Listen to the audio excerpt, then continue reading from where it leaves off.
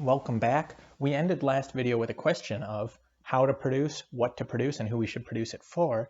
And certainly you guys have the right to answer this question however you like. But it might be helpful to ask some provocative questions, which is, no one can produce everything.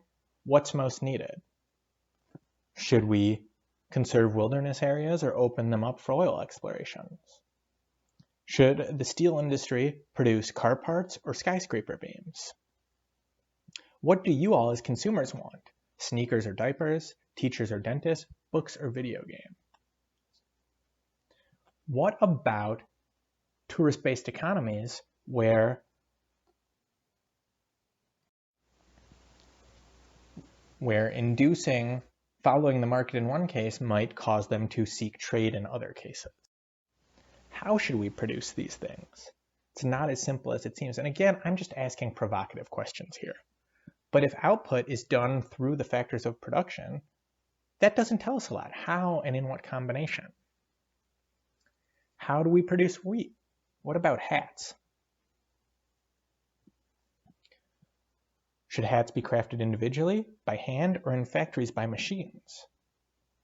Certainly manufacturers decide these things, but these choices are dictated by complex market interaction.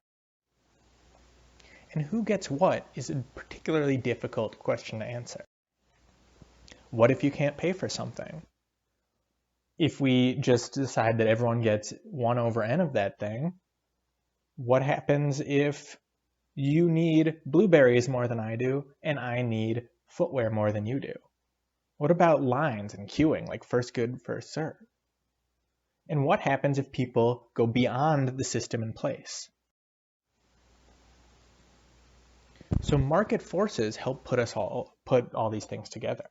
Higher prices boost production and investment, dampen demand and help eliminate shortages. Lower prices, perhaps driven by advancement, helps improve processes, expand markets, and make products more affordable. And taken together, these two forces can help us reach market equilibrium. And the goal of any economy is to answer these questions, but it depends on what their goals are. And their goals might be equity, their goals might be growth, security, stability.